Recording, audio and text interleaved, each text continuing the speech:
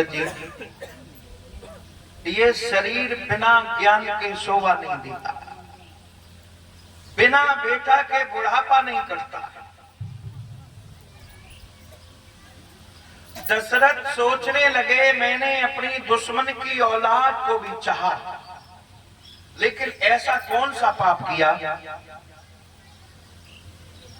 जिस पाप की सजा इस जीवन में हमें भोगनी पड़ रही है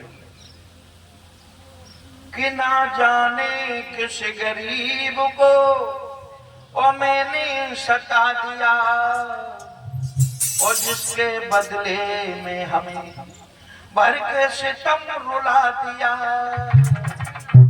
जाने किस गरीब को, दुखिया को तुम धीरज दोगे तो दुखिया तुम्हें दुआ देगा, और रोते हुए को देख करके रो हंसोगे तो एक दिन वो होगा कि तुमको भी कोई रुला देगा। अरे देख जरा इस दुनिया में अगना हो गए लाखों आना, रावण का कितना कुनवा था, कोई रहा नहीं रोने वाला।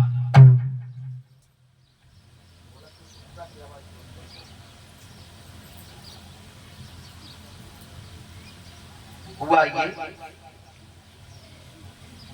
दशरथ को चिंता लगी रहती थी, मगर तुलसीदास जी बोल पड़े एक बार दशरथ मन माही और भाई अकेलान मेरी सुख नाही।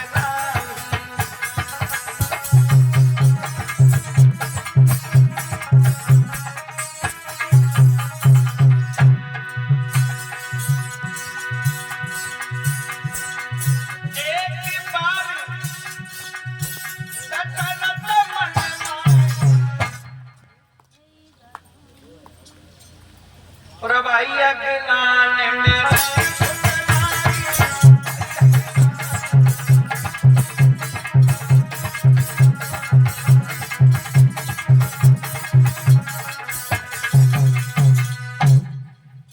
एक बार दशरथ मन माही और भाई है गिलान मेरे सुतनाही। तुलसीदास ने कहा कि दशरथ को एक ही बार चिंता हुई। अरे जब बेटा नहीं था तो चिंता तो हमेशा ही रहती थी, लेकिन एक बार ही चिंता क्यों हुई? तो एक बार चिंता हुई तो कब हुई? कब हुई? तो कब हुई तो उसका उत्तर लीजिए। एक बार महाराज दशरथ शिकार खेलने के लिए गए। जब शिकार खेलने के लिए गए तो एक हिरण पर निशान साध रहे थे, बार बार बाण चला रहे थे, मगर दशरथ के हाथों से वो हिरण नहीं मर रहा था। जब हिरण का वध नहीं हुआ तो दशरथ के सामने वो हिरण मुड़ करके खड़ा हो गया और कहने लगा अपनी भाषा में कि दशरथ, तुम मेरा वध नहीं कर सकते हो। दशरथ कहने लगे क्यों भैया, मैं तुम्हारा वध क्यों नहीं कर सकता हूं? जवाब दिया हमें एक वरदान मिला। क्या? कि जिन राजा के सुत न होई उसे मेरा मरण न होई। तुम संतानहीन हो अवध नरेश, इसलिए तुम मेरा वध नहीं कर सकते हो। क्या? हाँ।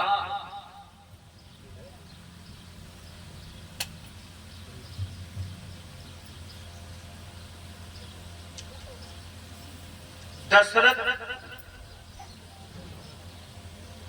लौट करके चले आए, धनुष बाण रख दिया, अपने गुरु वशिष्ठ के सामने बैठ करके बहुत रोए और कहा कि गुरुदेव, दुनिया के लोग तो मेरा अपमान करते ही हैं, अब ऐसा लगता है गुरुदेव अब जंगल के जानवर भी मेरा अपमान करने लगे। महाराज मेरे घर में कोई बेटा नहीं है। तो वशिष्ठ कहने लगे दशरथ, चिंता करने से चिंता दूर नहीं होती है, बल्कि प्राणी का शरीर कम होता है। बोले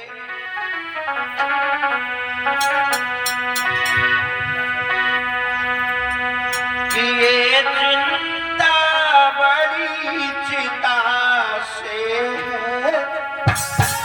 और नर को निर्जीव बनाती है।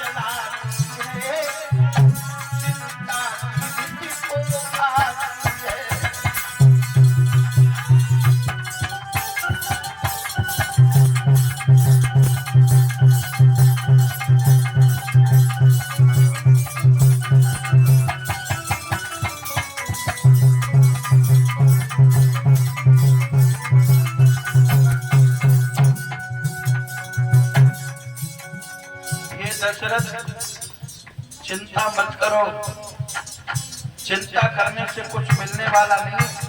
और सुनो, बुजुर्गों ने ये कहा है कि जो नर अपने जीवन में सुख नहीं पाते हैं वो स्वयं नरक में जाते हैं, पुरखों को भी ले जाते हैं। नहीं, भूल है तुम्हारी।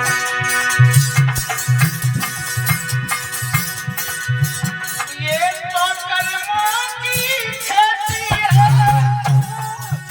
जो बोएगा वो पाएगा, और कर्मों को बचवाने में बेटा कब हाथ लगाएगा।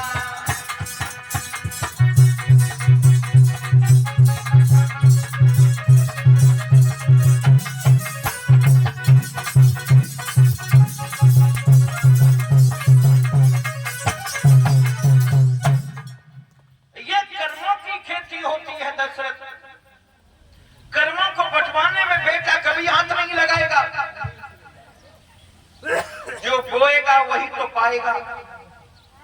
ये कर्मों की खेती हुआ करती है। और दशरथ तुम चिंता मत करो, धरो धीर हुई सुत चारी, और 14 भुवन सकल आरी। एक नहीं, दो नहीं, 4 बेटा होंगे जब तुम श्रृंगी ऋषि महात्माओं को बुलवाओगे, श्रृंगी ऋषि महात्मा को बुलवाओगे, अपने घर में पुत्रेष्ठ यज्ञ करवाओगे, तब बेटा होंगे। दशरथ कितने बड़े राजा थे, लेकिन स्वयं रथ घोड़ा हाथियों की कोई भी कमी नहीं थी। दशरथ जब श्रृंगी ऋषि को लेने के लिए गए, लेवाने के लिए गए, तो अयोध्या से पैदल चली, पैदल गए। लाखों दास थे, दासियां थी, नौकर चाकर थे, लेकिन किसी को नहीं भेजा, स्वयं चले और श्रृंगी ऋषि को बुलवाया। श्रृंगी ऋषि ने अयोध्या में पुत्रेष्ठ यज्ञ किया। 1 साल तक अश्वमेध यज्ञ हुआ, मात्र 3 दिन पुत्रेष्ठ यज्ञ हुआ। अंत में अग्नि देवता खीर से भरा हुआ कटोरा लेकर के प्रकट हो गए और दशरथ को दे गए और कह गए कि दशरथ, ये खीर जाकर के अपनी पत्नियों को खिला देना, इस खीर से तुम्हारी तकदीर बदल जाएगी। जहां पर दवा काम नहीं करती है वहां संतों की दुआएं काम करते हैं। जहां दवा काम नहीं करती है वहां संतों का आशीर्वाद काम किया करता है। अब महाराज दशरथ वो खीर से भरा हुआ कटोरा लेकर के चले गए। तुलसीदास जी बोल पड़े,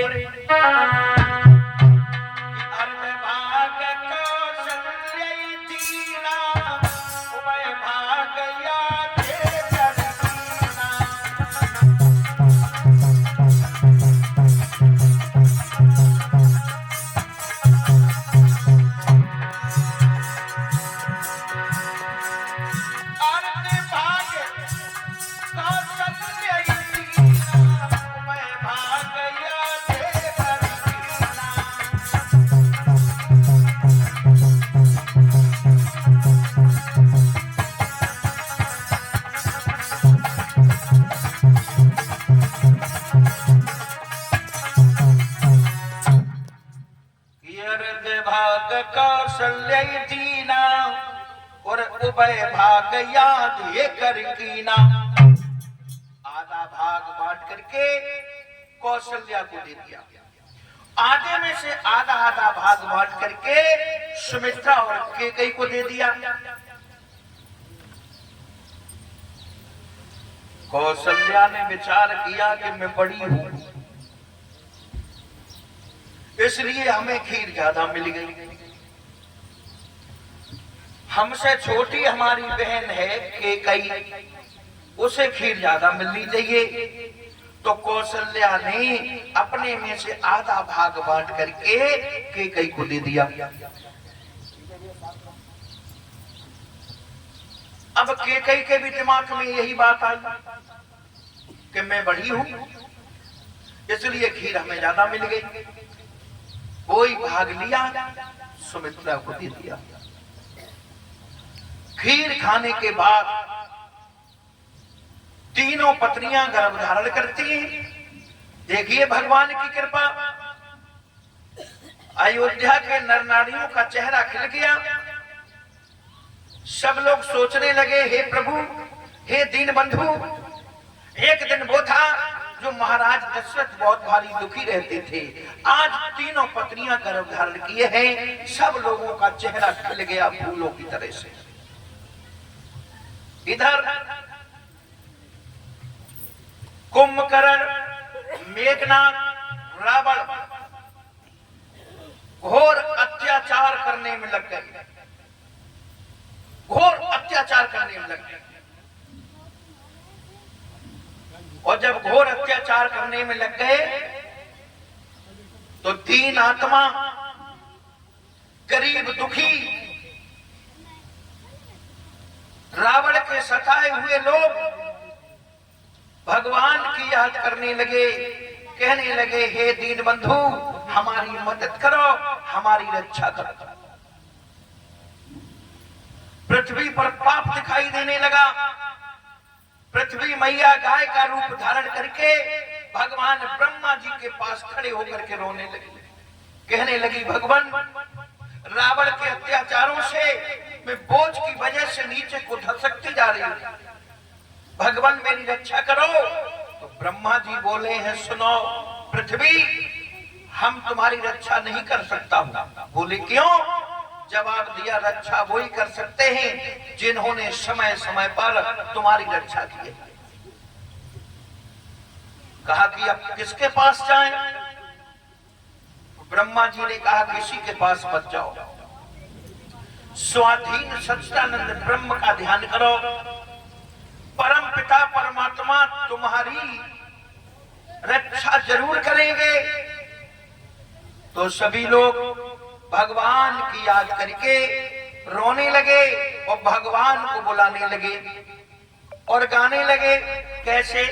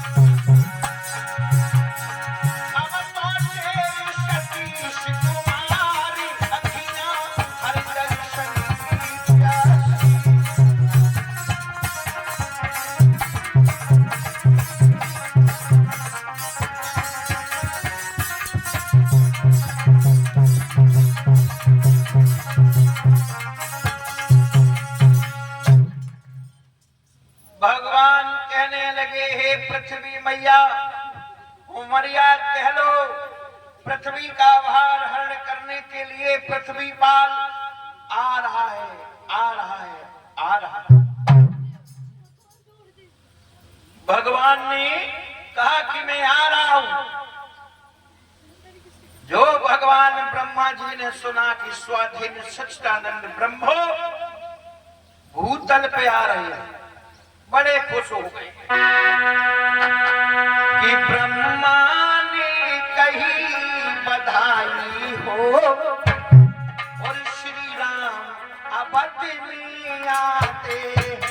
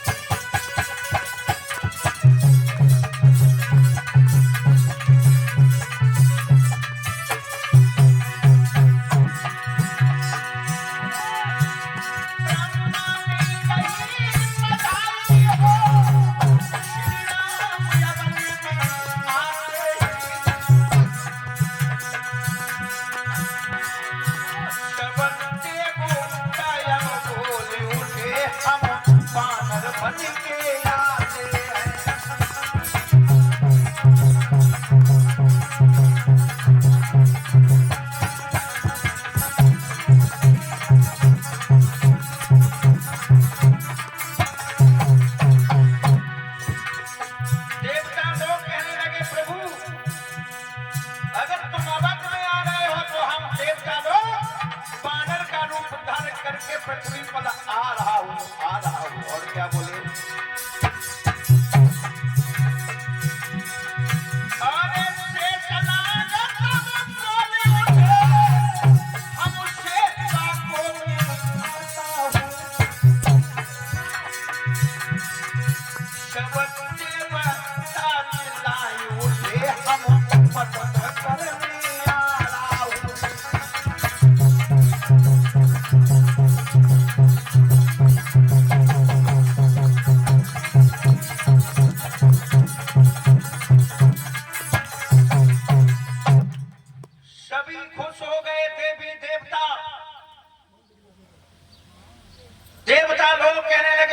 मत करो प्रभु, तुम्हारी सेवा करने के लिए हम वानर का रूप धारण करके आ रहा हूं पृथ्वी पर।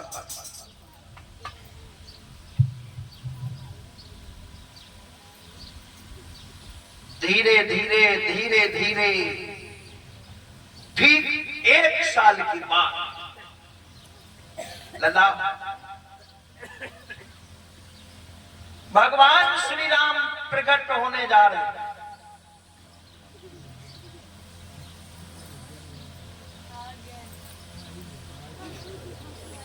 अयोध्या में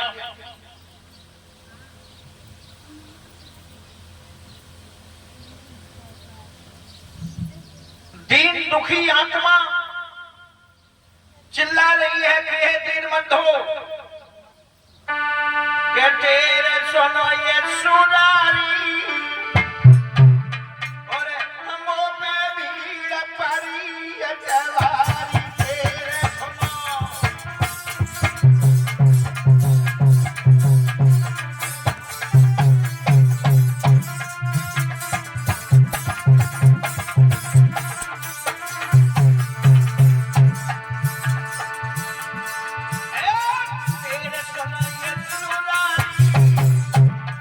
Oh,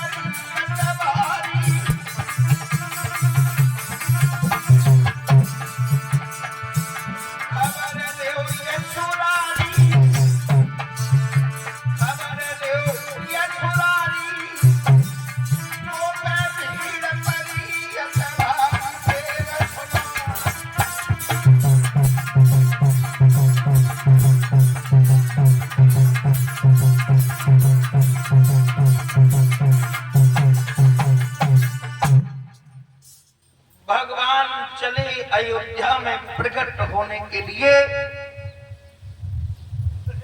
जब भगवान स्वाधीन सच्चिदानंद ब्रह्म अयोध्या में आ रहे हैं,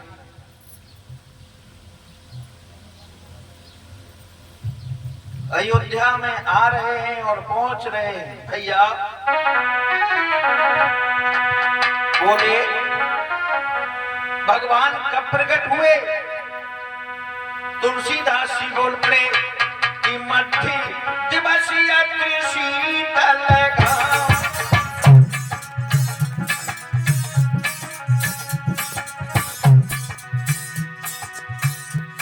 बोले भगवान आए, कब आए? तुलसीदास जी बोल पड़े मध्य दिवस अति शीतल घाम। पावन लोक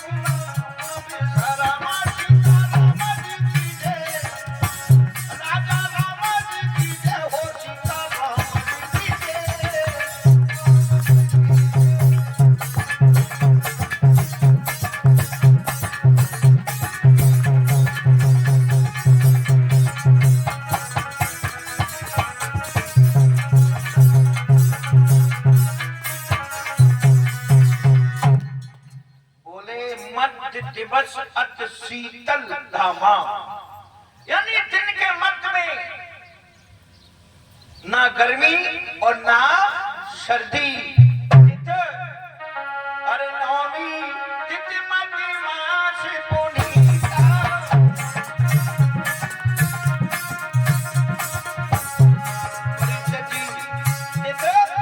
नौमी चैत का महीना,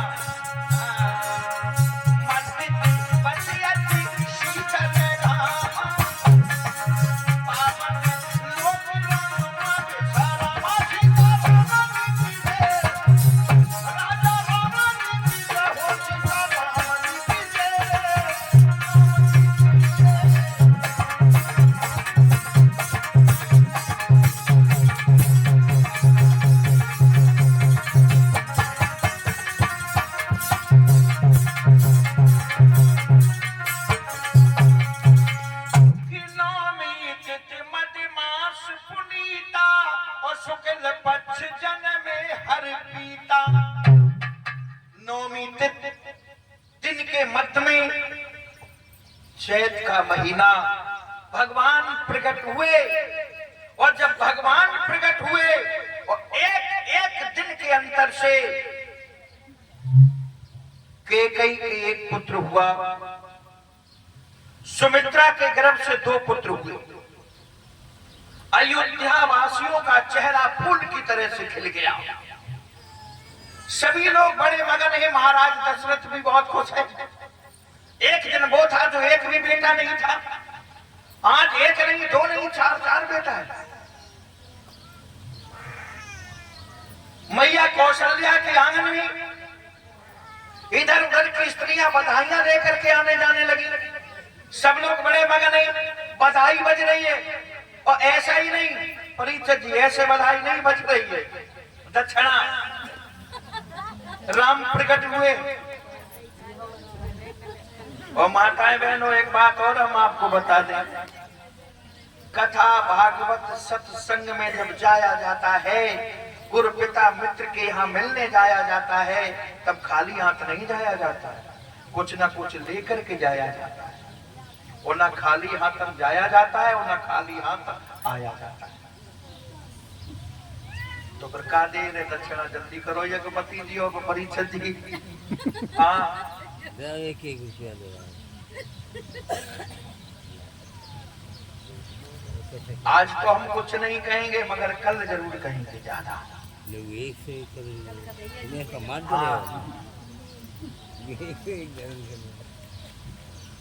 परीक्षित जी का जो पुण्य कर ले और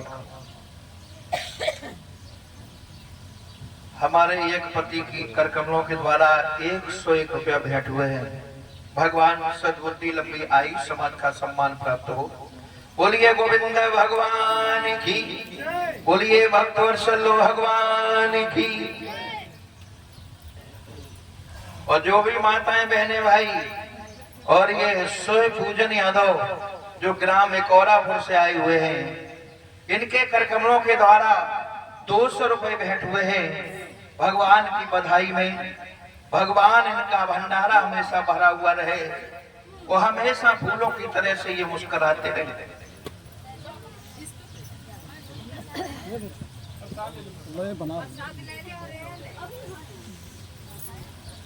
प्रसाद लेती जाओ, चढ़ाती जाओ, मांगती जाओ, मन ही मन में कछु न करो। हाँ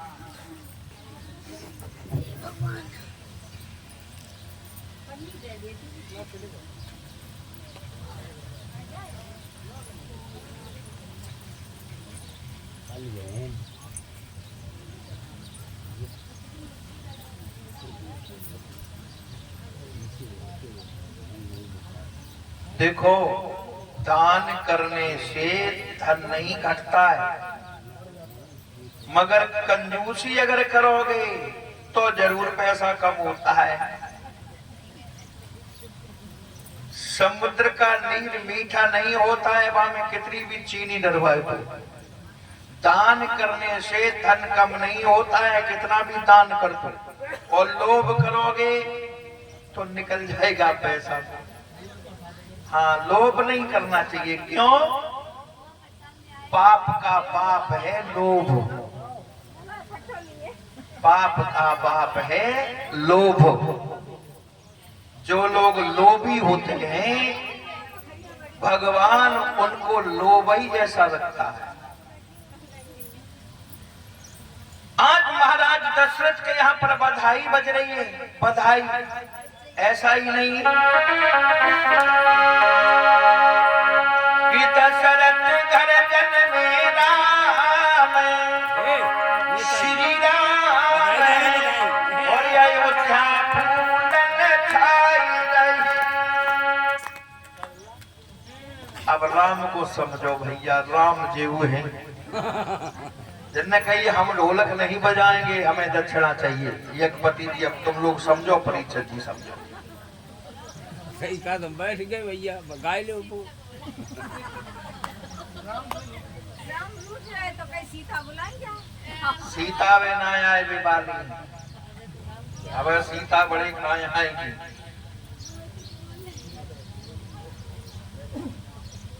अब तो खुश हो, सभी लोग मगन हो गए। हमारे यज्ञपति को दिल बड़ो मजबूत है। हाँ, खुश हो। हमारी परीक्षा जी ज्यादा लोग करते हैं यार। ये काम धीरे से निकालना चाहते हैं। खैर कोई बात नहीं, कोई बात नहीं। प्रभु भी माने हैं यज्ञपति जी तुम्हें। हाँ,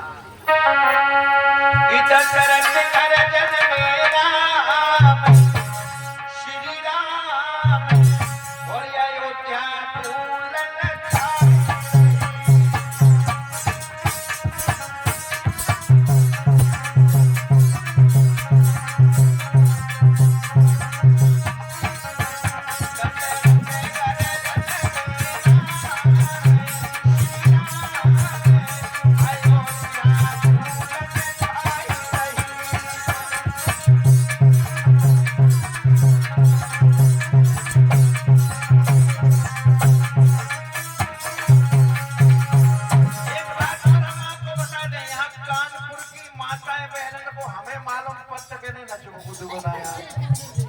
हमारे इधर की कथाएं देखो, वो वहाँ देखो महिलाएं कैसे अपना बधाइयाँ डाला करती हैं। यहाँ की हमारी देवी को सब रही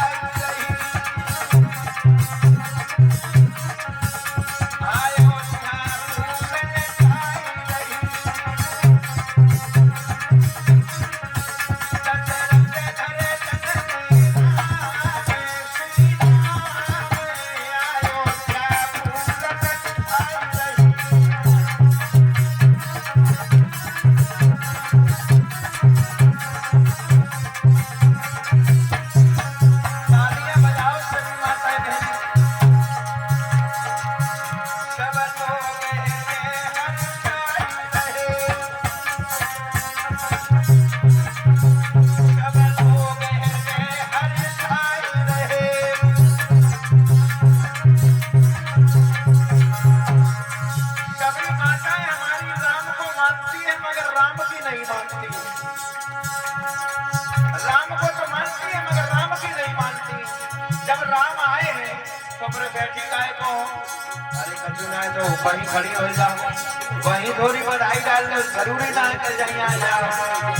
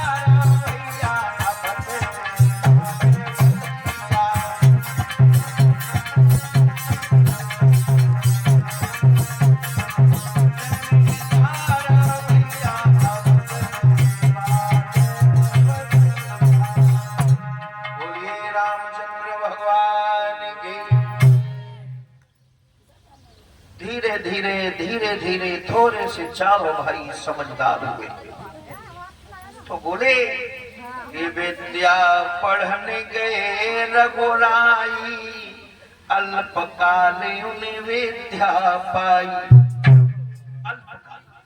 यानी बहुत ही थोड़े समय में विद्या का अध्ययन किया। कितने दिन में? मात्र 8 दिन में। 8 दिन में चारों भाई लौट करके अयोध्या में आते हैं। नामकरण संस्कार करवाए गए, चारों भाइयों के नाम रखे गए। भगवान राम का नाम राम रखा गया। भरत, लक्ष्मण, शत्रुघ्न चारों भाइयों के नाम संस्कार हुए। उसके बाद जब और थोड़े से समझदार हुए, अब इधर भगवान श्री राम की कथा में विराम लगा ले। इधर देख लो